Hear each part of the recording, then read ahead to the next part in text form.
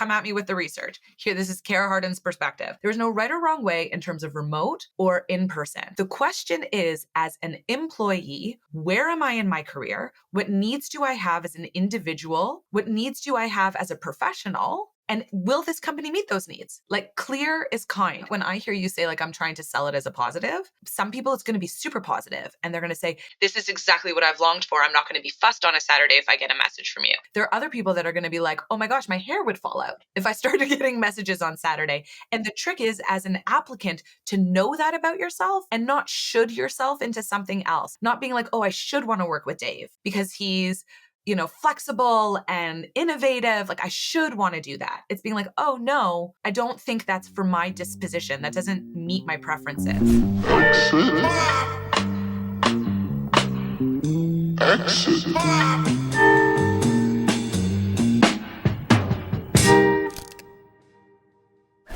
It's good to see you. I'm so curious about how you are really. How am I really? I'm great. I'm doing great. Yeah.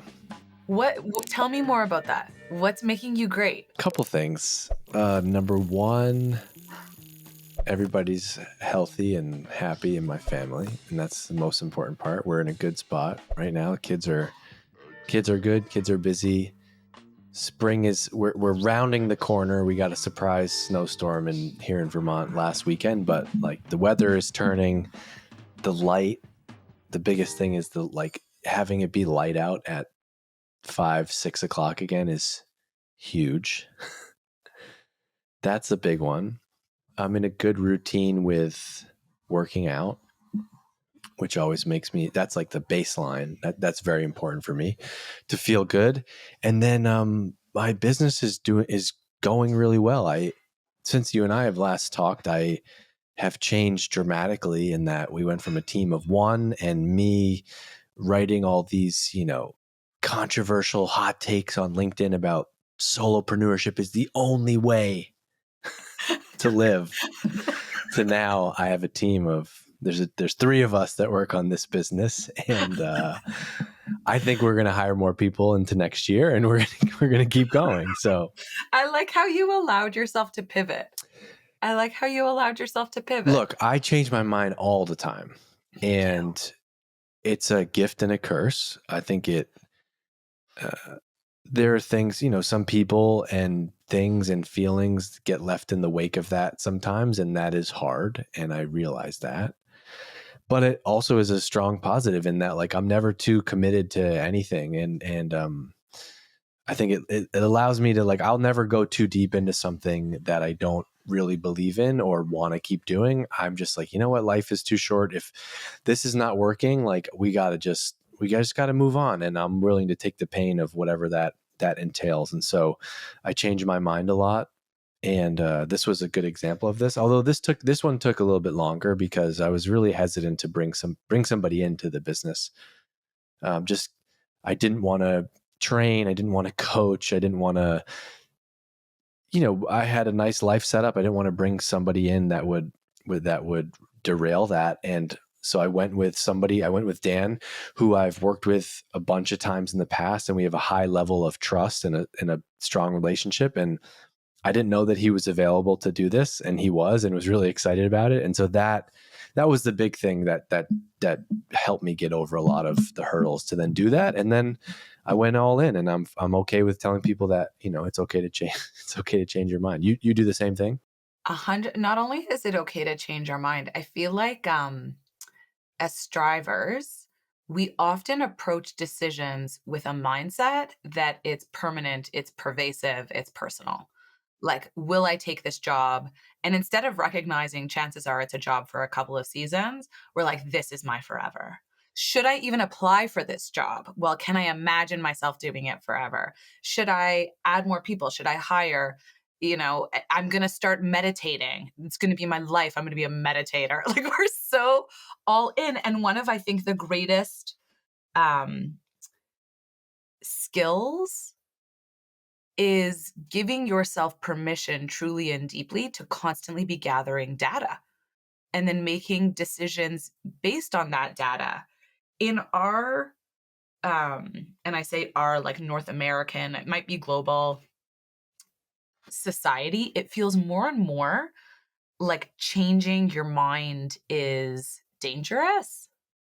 Like you have to come correct and you have to come right and you have to get it on the first hot take. And that's so at odds. I mean, like we're rewarded for controversy, but we're not allowed to change our mind. Well, it's and I especially yeah, people will hold the grudge. Like I just people don't. I think you need to change your mind and you need to like forgive people or it depends on what they've done. but but I think you need to yeah, we like to hold the grudge and we like to be like, no, you said that one thing one time and that's who you are. And you know, I've done some things that I was like there's some like work decisions and stuff that I made a mistake, you know, things that I've done in the past and I know for a fact that there's a couple people out there that still like deeply resent me for that. And, you know, in my mind, it's like 8 years later. I'm a different person every 6 months, right? Like every year. And I think you know, my perspective on that has grown. And I think you have to have the mindset of like, we're just constantly evolving. Um, you know, I ran into somebody that I hadn't seen in a long time. And they're like, wow, man, you're really different. And I'm like, well, yeah. You know, like I'm 30. How old am I? 30. I'm 36 years old. I moved to Vermont. I have 2 children. I have my own business. Like I have read all these books and listened to this and done this thing and done like you know everything you've gone on through over however many years adds up and you're gonna change and so you have to be able to be okay with that. But you said something there which is really important.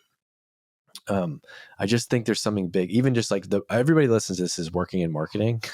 And like the marketing lesson for me is like, um, if something's not working, like why do we keep doing it?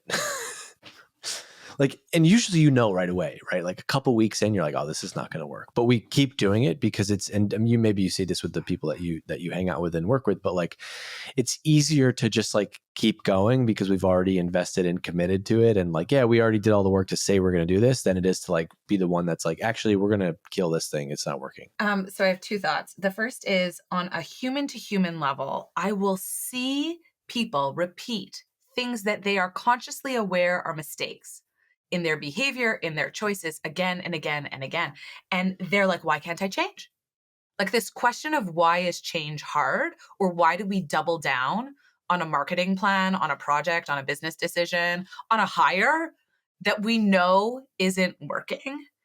And from a place that, you know, people make sense, we make sense, we have to understand that we learn how to feel safe, secure, and connected over the course of our lives. We learn behaviors, we learn choices, we learn ways of showing up that we might outgrow consciously, but they take practice, effort, and intentionality and awareness to change. So for example, you know, a marketing plan that like clearly isn't working, maybe someone learned that in order to feel safe, secure, and connected, they need to be a people pleaser.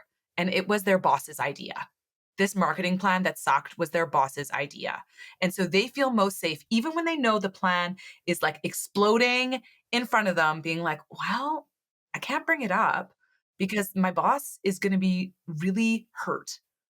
Like often underneath an avoidance of change or a resistance to change is actually a very human relationship or behavior that at some point was learned. I have a part two. Can I keep going before you jump in? Because I see you have a thought. This is so the other thing is when I think about change, we exist in multiplicity. We are many things at the same time. So the Dave of 7, 8 years ago, who let's be not generous and say part of you screwed someone over, Dave. You made a mistake. That part of you is but one sliver of the pizza that you are.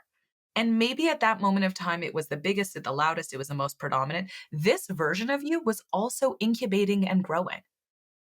And when I think about allowing ourselves to change, how I conceive of that is allowing us to become who we are. So making space for all of the different parts of us to belong. The part of Dave that was learning and made a mistake, because we've all made mistakes in our lives and we can be accountable for that. We can be responsible. We can learn and grow from that. And we can see how in the moment our choices made sense at the exact same time. So there's many parts of us that show up to any given situation. And based on our developmental history, the part that's the loudest, people pleasing, might be where we show up. It doesn't mean that in 5-10 years, we won't have done work so that when we're on a marketing project that's bombing, we have the courage and conviction to go to our boss against every fiber in our being and be like, this is a bad idea. We need to hit eject. It just takes work.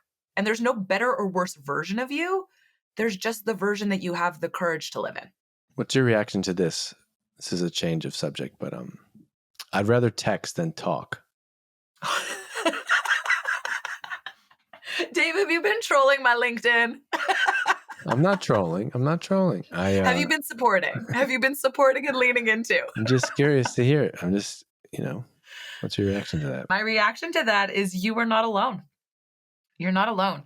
There is, so I'm curious if you are hearing this in the Exit 5 community, a number of folks like being astoundingly lonely in the context of work. Are you seeing that?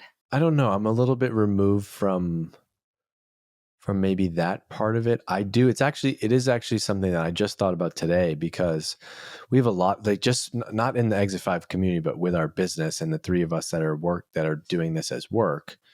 There's so many things going on, and we're getting busy and we're doing a lot. And there's three of us that are definitely strivers, and a lot is going on. And we run the business on Slack. Like, everything is kind of in there. Each channel has a purpose, blah, blah, blah. But I actually just sent a message to Dan earlier, and I was like, do we need to just talk more? Because Dan and his wife just had a baby a month ago. And this month I've been feeling like urgency because Dan has been out, rightfully so. And then we talked for an hour yesterday, and like all of the things that I was like stressed out about or felt urgency around just like went away. We talked for an hour. It was clear that he was like itching to be back, not because being a parent isn't great. It's just like, that's a tough stage. That newborn stage is tough, and your brain is whittled down to a raisin, and it feels good to do some stuff and be like, oh yeah, I'm actually kind of smart. And it was great. And basically every question that I had over the last 4 weeks was like answered in our hour-long conversation. And I left like re-energized, like hot. And I was like, man, I missed you. I missed you. And I just had this, I was like, yeah, do we need to just talk more? Because the updates are great, but like when you can explain what you meant, or have free form space to like riff on ideas, I think that is important. So I saw your post, and I like efficiency like you. I like to do things. I like text and writing because I can do it on my time. I don't like the spontaneity of a call, but I have found myself more reaching for that lately, because I do feel like you can connect the dots quicker when we hop in there and talk. And it is a totally different working environment than 4 or 5 years ago, when, I was in an office with everybody on my team, and we all sat within, arm's length of each other, and you could drop by. And so there's definitely something there. I haven't seen specifically that people are feeling more, I forget what word lonely. But I would guess it does feel like, if you're a knowledge worker like we are in marketing, and you're in your home office, or wherever, or co-working space, or whatever, just talking into the screen, you do miss that. And I think that's an important thing to get back and have those conversations. So it is tough. That's something you're seeing, obviously. So I'm seeing a lot of it, and I think your story is exactly the thread that I wanted to pull. We have so many ways of communicating with one another, and we get so used to slacking and messaging and administrating with people, but we don't connect with them. And the anxiety of connection, like especially since COVID, I've seen a reluctance, a hesitation, an avoidance, a like general ugh when it comes to socializing at work. It feels like more work. Like it always felt like work, but I think before there was like no decision fatigue around it, because people just assumed they had to do it. And now it's, do I have to text? Do I have to talk? And there's a higher entrance fee. And what I'm hypothesizing is that all of the constant communicating but not connecting is resulting in loneliness. And your story with Dan, like, gosh, having a baby is athletic. He is physically up at all hours. Yeah. It Oh, is it's nothing. Let's be emotionally, honest. It's nothing compared to his wife. But yes, he has. well, depending on how they're dividing the labor, Yeah. depending on Sure. how they're doing it, Sure. right? I'm just meaning the fact that she grew She this thing produced the for, yeah, child. it's She insane. produced It's the the child. most You know incredible what? feat you could imagine. As another person who has produced children, thank you so much for that, for that Oh, shout I out. talk about it all the time. I just say it to my wife every day. I'm like, you know what you did? You grew our children. Like, isn't that insane? You know what? To any pregnant person listening, I just want you to know right now you're making a brain and you could just call the rest of the day done No doubt. because look at what you're doing. Like there's Right. no more striving you can do. Right. And so if like So your what I brain think is is not functioning and you're wondering why, it's because it's like it's this. because your body is making another brain. It's Like it's insane. taking all the Yeah. effort. There's only so much we can do. We are limited. So I think this idea is that it's got to be varied. Like you wouldn't only always eat potatoes and think that you were nourishing your body. So why wouldn't you consider having as many different methods of connecting with your colleagues as possible also? So that's my reaction. Yeah. And do you think this can be possible remotely? You know, I it's tough because like I want to build this company. I want to do this remotely because I think selfishly I want to just be in control of my schedule forever. And I like that I was out for an out. Like I drove to my trainer and worked out this morning, and I did that. And I came home and I showered at my house, and now I'm working in my office at my house. I'm not sure that I can ever give that up again, but there is definitely some. I would be lying to myself if I said that there are not some relationships and spontaneity that was that is built when you work in the same space together. And I think back to like my time when I was at Drift as an example. David, who was the CEO, and I were very close, and it was because we sat next to each other. We would go for walks like every day. We'd have lunch together almost every day. And a big reason that I was able to be successful was that like I felt like I was in his head, and that I think about that often. I'm like, man, there's no way that I would be able to have something similar today through a Zoom call or whatever. And I wonder if this is just like the new way, and we got to find new rules to work. Because at the same time, I'm not willing to give this up, right? So I don't know what the answer. I don't know at this stage of your career that you have to. Like I think the theme underneath that or the principle that I hear, which is one that I truly adhere to is you can't have everything. You cannot have all the things. It is a myth that if you work hard enough for long enough, you will have all of the things. And there was a time in your career where what you needed to grow, develop, and learn was to be in somebody's head, to have access to an investment in that time, energy, and resources. Now, as the head of this company, it's really lovely that you're thinking, am I allowing my team these opportunities to grow and develop meaningfully, given that I no longer want that? I cannot have everything. So if I'm picking not to have that, what am I sacrificing? Like, I don't know if the question should be, is this possible? I think the question needs to be more like, what is possible in this space? And are everyone's needs, everyone who is joining the team, everyone signing up for the team, are they clear about that? And is it enough for them? I'm also trying to sell it, not trying to sell it. Like, I also am I've been very like intentional about conversations with the team about the benefits and the type of company. Like, hey, yes, like I think in anything in life, there's trade-offs, there's pros and cons. And so I want everybody that works with us to have the same flexibility that I have, right? And so it's not just for me. It's not just like, oh, it's his business, so he can do whatever. Like, I really don't care. I don't care when you work. I don't care where you work from. I don't care the hours. Like, as long as we're doing the things. And so if you're off because it's beautiful out and you're going to go play golf for 2.5 hours, don't care. I really don't. And I mean that genuinely. And so I'm trying to like make that a part of the, remote, like we're going to build a remote team. And it's not like part of the reason for starting this business is that, hey, do you want something different? Do you want something different than working for a traditional company?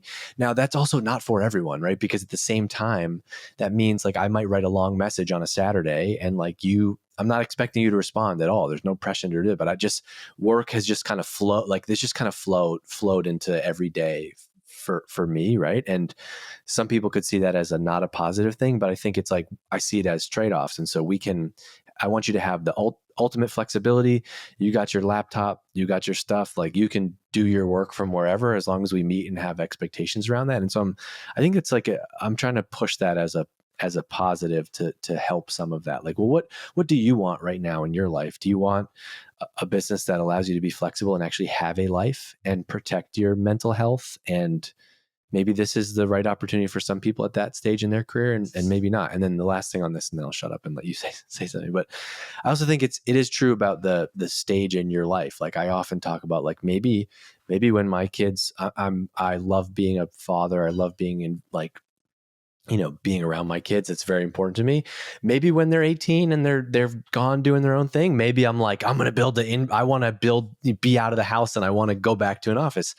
This stage of my life, this season of my life, this kind of feels like the right thing to be doing. What you're talking about that's so important is job crafting. And I think there is an idea that exists that only Dave Gerhardt, who builds company from bottom up, Kara Hardin, who is her own boss, has the freedom and flexibility to craft jobs. The reality that I see is even when you work for a larger organization, there are big and small ways. Are you having meetings over lunch every day, every single day, all lunches? Are you finding opportunities, if being in the office is meaningful to you, to connect with colleagues and have coffees? What are the choices, big and small, that you are making in the day that align with your values and where you want to be in your career? There is no right or wrong way to structure a company in terms of, and this, the research, come at me with the research. Here, this is Kara Hardin's perspective. There's no right or wrong way in terms of remote or in person. The question is, as an employee, where am I in my career? What needs do I have as an individual? What needs do I have as a professional? And will this company meet those needs? Like, clear is kind. So it's not, when I hear you say, like, I'm trying to sell it as a positive, for some people, it's going to be super positive, and they're going to say, this is exactly what I've longed for. I'm not going to be fussed on a Saturday if I get a message from you.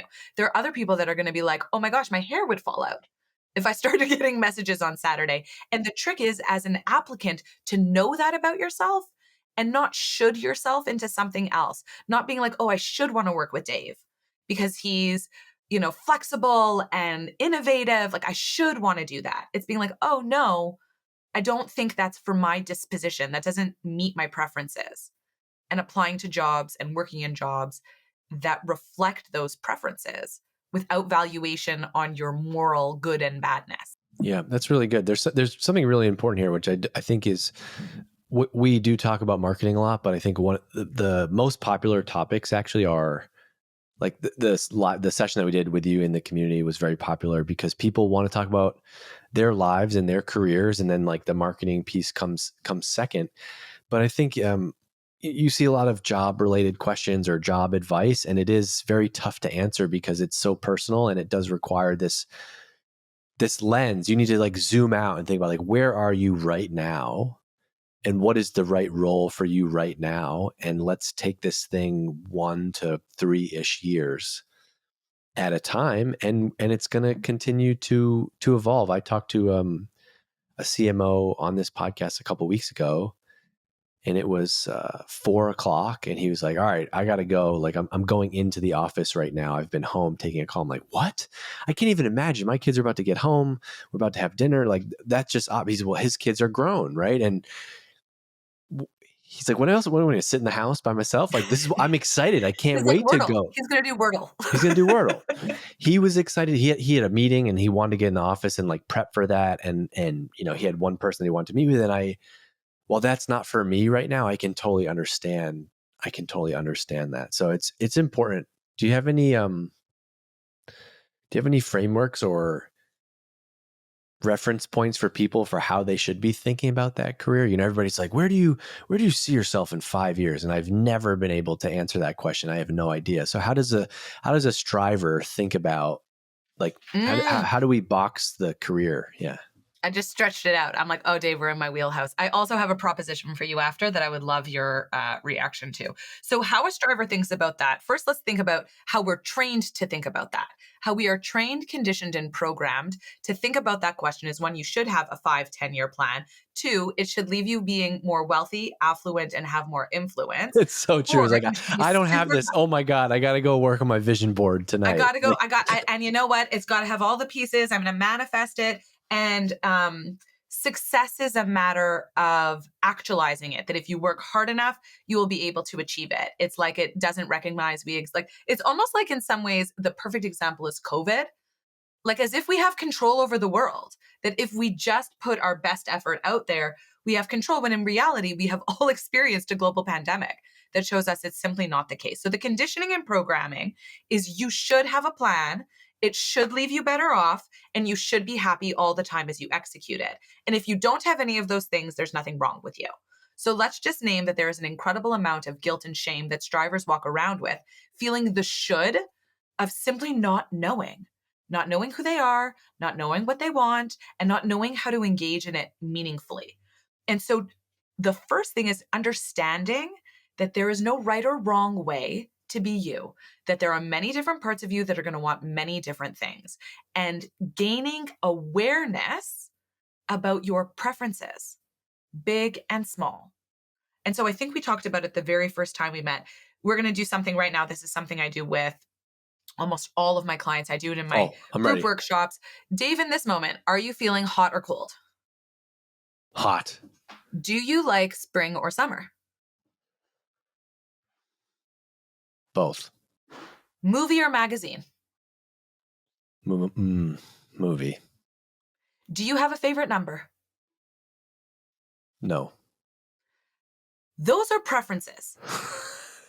There is no right or wrong answer. And I'm as trying I to was give you the right asking, answer, though. right? What does she want me to As say? I was asking those questions, my hope is that listeners were asking themselves, am I hot or cold? Do I like this? Do I want that? Like knowing that you have knowledge about yourself, that you are the expert on you, and then expanding that. Once you're able to identify, oh, I like apples more than oranges. In the morning, I'm not a morning person on average. Like once you start to recognize and have an awareness just about inconsequential things, you can start to pay attention to more consequential things. Do I like the way I'm being managed? Is there a time of day where I work better? Is there projects that speak louder to me? Are there skills that engage me? What am I really clear about is a no for me? Like Dave, I'm really clear right now a no is meetings over dinner. That's a no for me. And what we start to build slowly over time, strivers, slowly over time, is an awareness of where we have yeses and where we have nos. And then we gather data, big and small, that will start to inform our next choices. Let me give you an example of this. This is not specifically related to work, but I'll tell you an actual thing that happened to me today. So I know about myself now that I have to do physical activity in the morning before I touch work because it changes. You know, there's so much research on this, and Tony Robbins will tell you change your physical state, you know, whatever he says, like change, and it really does work, right? And so I happen to pick up my phone, and I happened to just go to Slack, and I had a million messages, and I saw Dan and I had some back and forth about our idea for this event that we're doing, which maybe you'll speak at, wink, wink. So, and I was like, it was 7:30 in the morning. I was supposed to be getting my kid off to school. And I instantly, my brain, before I had done anything else, instantly went to like try to work on that problem. And I instantly got kind of grumpy. I was like, nope, don't do it. Don't do it. Because if I open that message right now, I'm going to be sucked in and I'm going to have to give my opinion and I'm going to do it. I said, I'm going to wait. I have from 10:30 until 1 o'clock blocked off for my work time, focus work time. And I went and I went for a run. I did my workout. I had a coffee. I took a shower. I came back. I ate, I sat at my desk.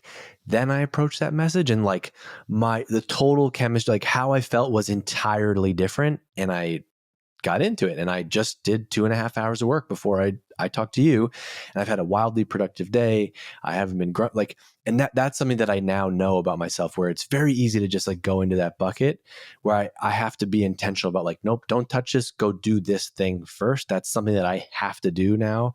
And I know that about myself, just like, that's just one little nugget for you, right? And it took you 7 years to figure it out and to make time in your schedule to do it. Like at least. So for example, let's do this. So I also know that I am my very best as a mom, a daughter, a friend, a colleague. I work with my husband, so wife and colleague, when I exercise in the morning, in particular, when I lift heavy objects and get my heart rate up. That is when I am at my best. I also have a 7-year-old and a 4-year-old. And so I know my strong preference is like an 8 o'clock workout. I also know my kids need to get to school. So right now in the season of my life, 2 out of 5, I work out before my kids get to school. And then I know my preference and I pick another part of me. I pick the mom part of me and I work out another time in the day. Is my aspiration, so you say at least 7 years, let's give it, I don't know, 5 years till my kids are walking to school by themselves? Maybe I'm going to push them. 3, 2, maybe No, 2 months. carry them. That'll be your workout. Right? My son will carry my daughter. They'll like have a wagon, or we'd like create a neighborhood like band of walking children. We're going to go back to the 80s. This is going to be free for all. I'm not going to know where they are. It'll be ideal. That it'll come. But I know the preference and intentionally am picking a different part of me. I think I relate to something you said though. I think maybe this is the striver in us, right? But even if I can't, to me, it's about where I really struggle is when I can't and I don't know when I will. You mentioned like you have these 2 days, and so you can at least like put it aside, right? You're like, well, I can't. I wish I want to right now, but I can't. It's not the day that I do that. I know that today I'm actually going to do that in the afternoon. I just need to know, like, I like a schedule and I like to know that it's going to happen. I don't know when I'm going to get this done today, right? A preference. That's exactly what we're encouraging people to figure out. Yeah. It's like, I'm cool with the ambiguity. Dave isn't. There isn't a right or wrong there. There's just a personal preference, and knowing that and coming to know that about yourself. Here are, if people are like, Kara, I don't even know where to start with these preferences. Like, I know I like ice cream more than I like popcorn, but I couldn't tell you how I am with ambiguity versus scheduling. I want you to think about 2 questions. The first is, when you wake up in the morning, do you feel like you have enough energy to go through the ups and downs of your day? When you wake up in the morning, do you feel like you have enough energy to go through the ups and downs of your day? And my second question is, can you move throughout your day from feeling driven to reflective? And the answers to those, so that's my operational test for mental health. And so on that first one, do you feel like you have the energy to, sorry, what was it? To get through the ups and downs of your day. Okay. Do you feel like you have the energy? You think you're going to have enough energy. Got it. To go through your day. And that's like instantly, like when you're brushing your teeth, like, are you thinking about that? And You then wake up, you're like, oh, I didn't get enough sleep. And then like when you're in your day, 30 minutes in, are you like, okay, I've got enough in the tank? Or like compared to you just finished one of those heavy lifting workout days and you're like, nothing I do later is going to be harder than that. And I feel amazing right now. And so, oh, cool. I just unlocked something. Like maybe I just need to rearrange the order of these things. Right. So we want so you have these 2 questions, and it's like, well, on the days where you do feel like you have enough energy, what did you do? What did you do? What did it look like? What, as important as what did you do? What did you not do?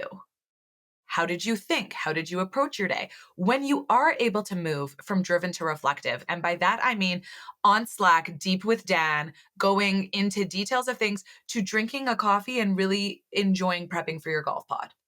Like really a different zone. When you were able to switch into relaxation and back to driven, what are you doing? What are you not doing? How are you approaching things? How are you thinking about things?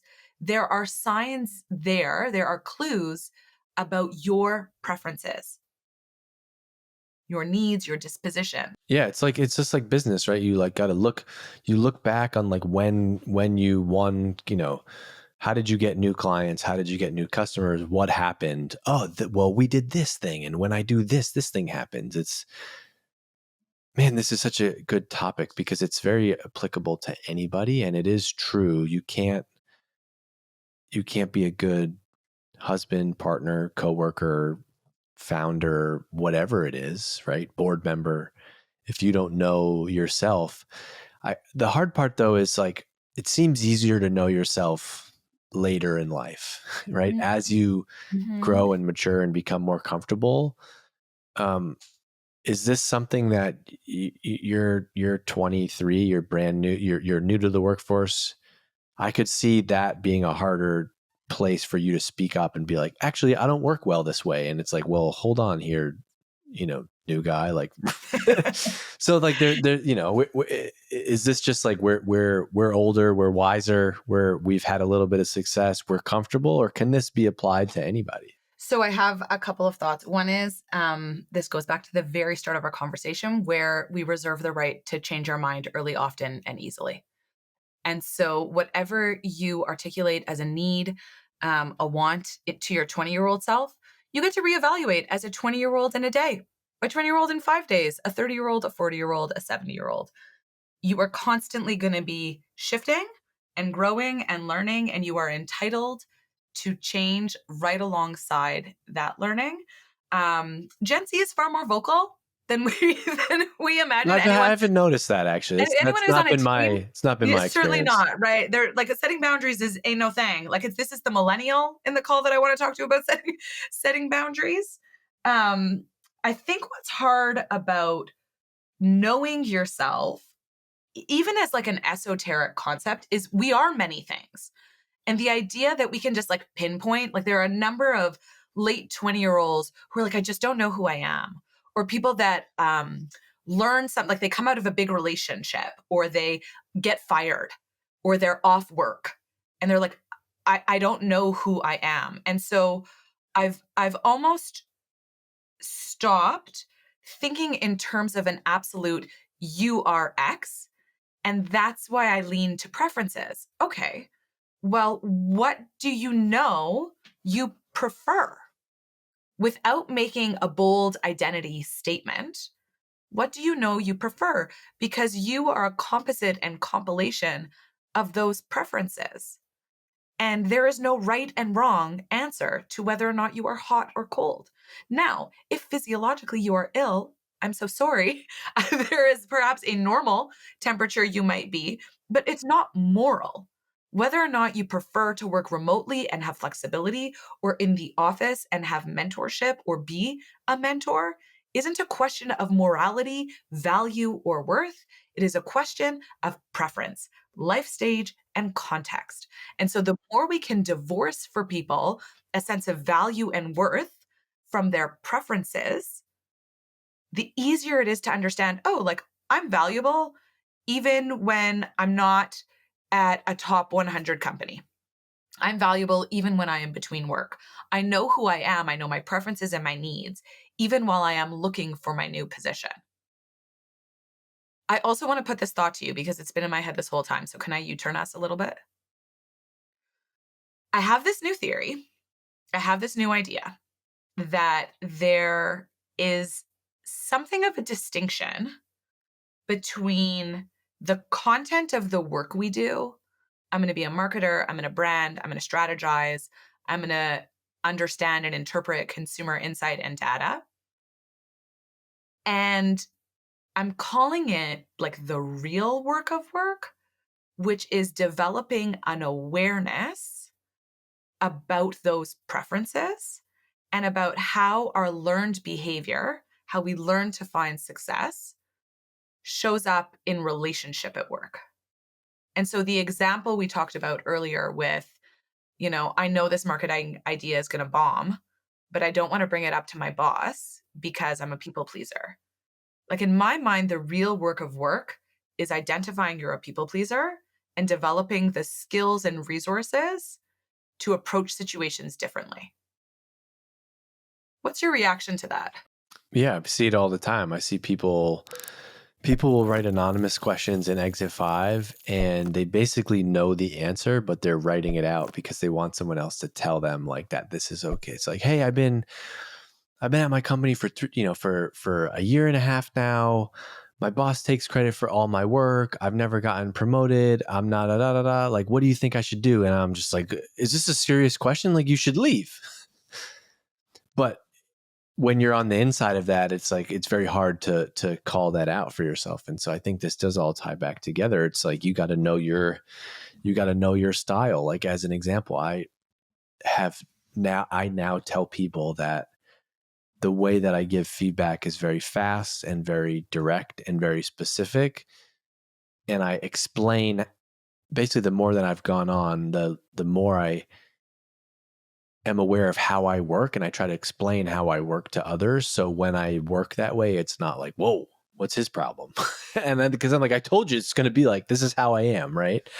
And I think it feels related. It feels related a little bit to that is like knowing how you are. And um, I've worked at a company in the past where we all did some type of personality tests, right? I've done DISC, I've Disc, the done colors. Mhm. predictive index, we've done other ones, and I think those were great examples. Those are great things to just give everybody an insight to like, oh, interesting. We all are different. We all work differently.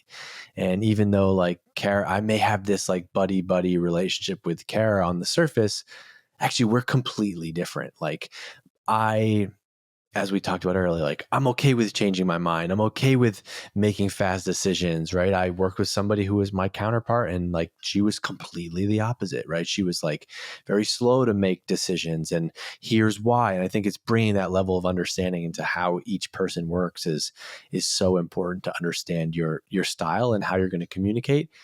It doesn't make it any easier. It doesn't make it any easier to like gulp. All right, I am a people pleaser, but I'm going to tell my boss that like this thing is broken. That is not easy to do, right? Yeah, I think that's the real work of work. I think the things that keep people up at night, the things that ad nausea we replay over and over in our heads are the situations where we either lacked awareness about who our preferences, I was going to say who we are. We lacked awareness about our preferences and needs, or we had that awareness, but we don't have the resources to do something different. Like when you say, I know I give direct, specific, I'm going to add the word blunt. You didn't say it, but I made up that it was there. Feedback. You're like, oh, it's there. Um, that where I'm like a warm hug. Like you'll know you're getting feedback, but it feels really loving. That's like the therapeutic feedback. Yeah, yeah, yeah, It's yeah. like, so this makes No, sense. I'm And not like mean about it. I'm just direct. no, It's like, I don't like, I don't like, there's this rapper Common, he has a line. He says, if I don't like it, I don't like it. That doesn't mean that I'm hating.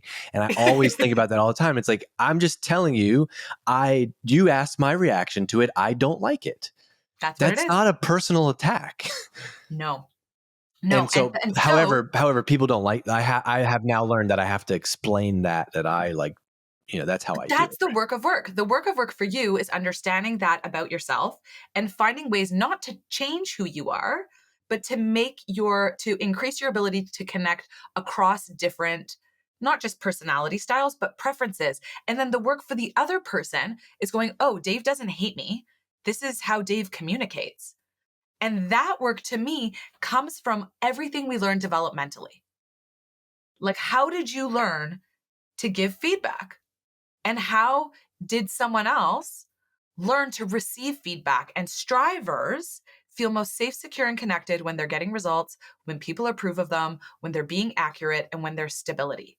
And so for you, getting the result, being direct, being clear, being concise, that's the focus. Whereas for someone else who like for me, if you didn't give me that, I want to say warning, explainer, right? At the top, because I'm someone who seeks connection and approval, if it was just a short, curt thing, I would be spinning. And my work would be, and this is, I think, this is the real kicker. Not everyone has a boss like Dave that knows how to do the explainer. The vast majority of people don't. Well, I And know it so, now. Let's be honest. I know it now because I have okay, but made didn't. So this is the 7-year-old wound, isn't no it? doubt. You gave really direct feedback and it sent someone like me spinning. Well, there You was a didn't. time where I was managing a team of creatives. Imagine that. Yeah. They're like Creatives. heart and soul. Oh my That's God. this. Creatives need the warm hug. Creatives need the warm hug. What do you mean? I just spent 6 days working on this and you don't like it? I'm It's a like, I don't reflection know of what their else to say. soul. It's a reflection, right? It's a reflection of their spirit. And so, in the absence of someone who knows to give an explainer, the real work of work is understanding your worth and your value is separate from someone else's approval, is separate from how they deliver their stuff. I think that the thing that people struggle the most with is understanding when they get tripped up. Like, it's the direct feedback. It's when someone's so focused on results that they miss me. And then what to do about it. This is great. I'm just writing the title of this episode in my notes. What's it going to be? Is it going to be that time I gave feedback 7 years ago? No, it's going to be doing the work of work with Kara Hardin. So, and I've been trying to find the distinction because I don't want to be misleading. I think pushing for, deliverables, learning how to interpret consumer feedback, navigating like the actual demands and competencies of marketing is work. That's work. But that's not what keeps us up at night. What keeps us up at night is this question of, am I good enough? Am I valuable? Am I liked? Am I going to get the result? And to me, when we can assure, quiet, support, engage those parts of ourselves to know that we are valuable no matter how the deliverable turns out, that's when we are most able to succeed.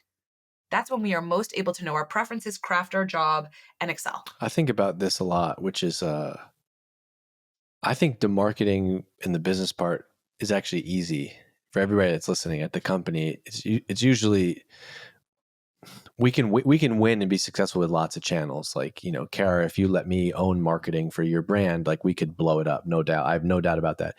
It's the people, it's the internal stuff. All of my work challenges and things we missed always come back to internal relationships, politics, working with people, team management. That is it. And this is a really important topic because, lots of people here work on teams, work with other people, want to be a manager.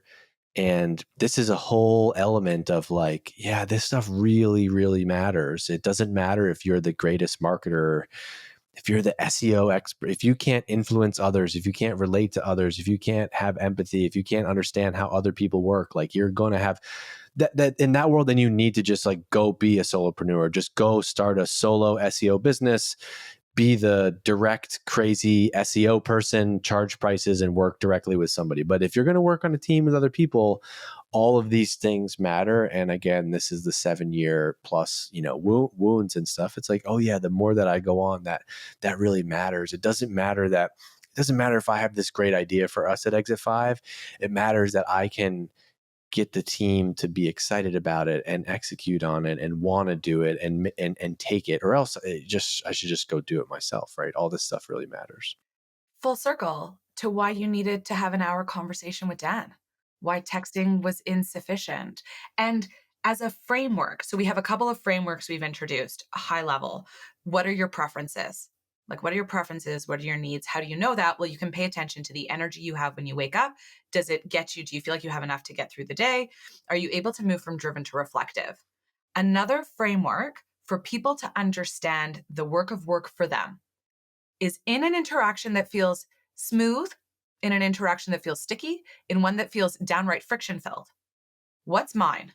What am I bringing to this conversation? What are my vulnerabilities? Oftentimes, by the way, they're related to your strengths, which I can elaborate on in a second. So, what are my strengths? What are my vulnerabilities? What's mine? What is theirs? What can I make up? Are they bringing that has everything to do with them? And Dave likes results, everything to do with them. And then how is that showing up between us? What's mine, what's yours, and what's between us? That's great. Another thing that I wrote down in my notes is another thing that I've learned is that I need to sleep on things. And that's that's like an intentional like throttle or restraint on myself from being somebody who is very impulsive and is likely to change my mind. And I do get very like hot and heavy about a particular idea or thing. And then I will literally wake up the next morning and be like, no, that's terrible. Why would I? No, I don't want to do that. Right. So it's actually what I heard. There was two things. The first is I need to be regulated.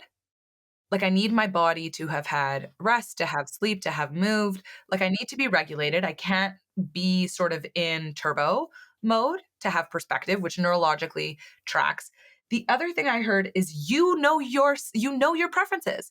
You know that you're impulsive and there is a part of you that gets wrapped up. And so you've created a guardrail, which is not in the moment. For anyone listening that has children or women with our cycles, like there are times when it is harder to take a step back. And knowing that about yourself and building in, if not a rule, then at least a guardrail. Like you and I talk about guardrails a lot, Dave. This is a guardrail. Anytime you're feeling so hot under the collar that you feel like you have to deal with something immediately, it's a sign that you might need to sleep on it rather than dealing with it. Yeah, and you have that happen. You have that happen once a month. Like that's and nobody. You can't just like it's not gonna be like your. Menacing. It's not gonna be Let your me tell Slack. you. Your Slack status update, so everyone knows. Everyone Right. knows. I think to normalize it. You know what is wild is I was in a meeting recently, and there was a woman who had a vasomotor response, like she had a hot flash, and it was all women on the call, and she literally articulated, "I am so grateful that I can do this." And I was like, "Well, first of all, you didn't choose it. And second of all, like you're a hero for staying on the call." Like that looks like the most uncomfortable thing I've ever experienced. We can do a whole episode on Well, and how we just need to feel, to be on a call with all women where you're like, oh, I can say this. I can say this. I can say this as opposed to and then her next thought was, thank God I'm not in a presentation to shareholders. That was her next thought. And I was like, gosh. Right. Like that would like that. It's sad that would have had some impact on the the outcome of that. Yeah. So knowing your stages, knowing your preferences, knowing your limitations, all of that matters to crafting to the extent that you can in the context of your life, a job and work for you that's meaningful. Yeah. And just this is so good to give people the space to be able to like take a step back and listen to this episode and give the day-to-day work it's very easy to just be in it. Go. This is almost like a context to then think about the work within. Like, am I overreacting to this message because I'm like didn't get enough sleep, I didn't work out, I'm grumpy, today's not the day. Sleep on it, go work out, address it tomorrow. And I also think a lot of things can wait a day or so. Way more than we think they can. It's really Way interesting. more And than we think they I can. learned this lesson. This is something I still struggle with, but I learn this lesson all the time when let's say I'm away or I'm traveling. I used to notice this all the time when I had a larger team. I would be on a flight or unreachable and I would, see a message that's like, hey, you got a sec?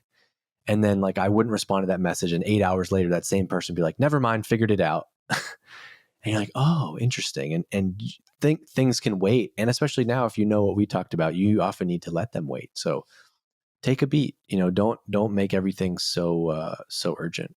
And the again, you make sense. The impulse that it's urgent is not only reinforced by the work culture and people around you, it's also our stress response.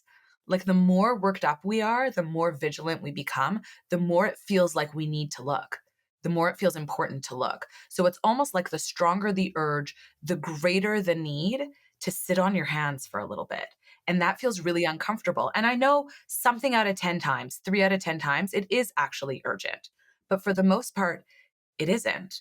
And practicing the discomfort, practicing moving through the distress of not letting yourself respond right away so that you can gain experience finding that perspective in that space can be really freeing. Yeah, I'm trying to do that. I'm trying to specifically with like my email and stuff. I'm trying to really try to be intentional about it. It's very easy for me to just always have my inbox open and just like nibble at it all day and just like get sent in 100 different directions. I have much more. I notice my stress is regulated differently. Everything is the way I'm in much more in control. When I go twice a day, and I treat it as a task, like for 30 minutes right now, I'm going to go and do email. That is way better for me than if I'm just kind of always responding to stuff.